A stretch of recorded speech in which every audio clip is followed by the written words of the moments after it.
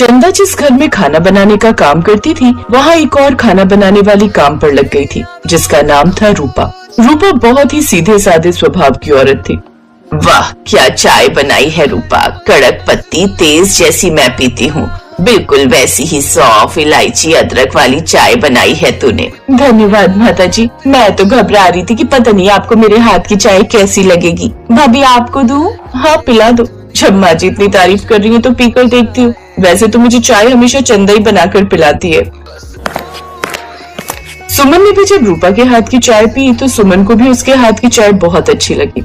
माँ जी सही कह रही हैं, चाय तुमने बहुत अच्छी बनाई है रूपा। चंदा, चाय तो तू भी अच्छी बनाती है, और रूपा के हाथ की चाय में कुछ अलग बात है। रूपा ने इसे अच्छे से काढ़ा है, यही शायद इस चाय की खासियत है।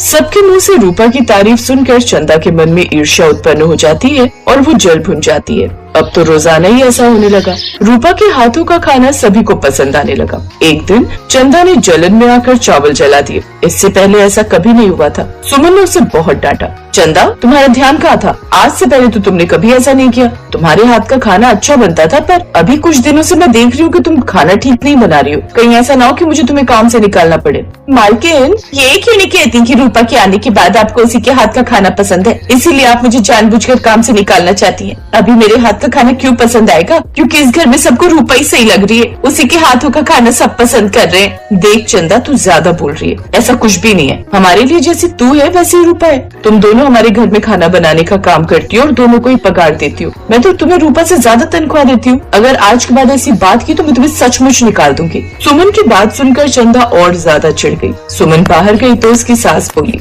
सुमन, रूपा को तुमने ज्यादा सुना दिया। वो हमारे घर में बहुत पहले से काम कर रही है। कोई बात नहीं, चावल ही तो जले थे, इतना ज्यादा डांटने की जरूरत नहीं थी। माँ जी, चंदा बहुत बोलने लगी है। रूपा से जलती है वो, इसी वजह से इतना बोल रही है। एक काम कर बहू, किसी दिन इसे आराम से समझाना, समझ जाएगी। सुमन ने अपनी सास की बात मानकर आराम से चंदा को समझाना ठीक समझा, पर इधर चंदा ने सोच लिया कि वो अब रूपा को टॉर्चर करना शुरू करेगी ताकि रूपा खुद ही नौकरी छोड़कर चली जाए। सुमन, आज पनीर किसने बनाया? बहुत ज्यादा तेल है, तुम्हें पता है ना मैं इतने तेल वाली सब्जी नहीं खाता हूँ। चंदा, सब्जी में तेल ज्यादा कैसे हो गया? मुझे नहीं पता भाभी, मैंने पनीर की सब्जी नहीं बनाई, मैं तो सिर्फ रोटी सेक रही हूँ। सब्जी तो रूपा ने बनाई है। जब चंदा खाना बनाने के लिए लगी हुई थी तो दूसरी खाना बनाने वाली रखने की क्या जरूरत थी? तुम सब भी ना पता नहीं क्या करते रहते हो। जब एक खाना बनाने वाली को हमने सब कुछ समझा रखा है, हम किस तरह के स्वाद का खाना खाते हैं सब कुछ बता रखा है, तो अलग से ये नया ड्रामा करने की क्या जरूरत है? नीरज, माँ जी ने रूपा को रखा है, उसके पास कोई काम नहीं था इसलिए माँ जी ने उसे खाना बनाने के लिए रख लिया।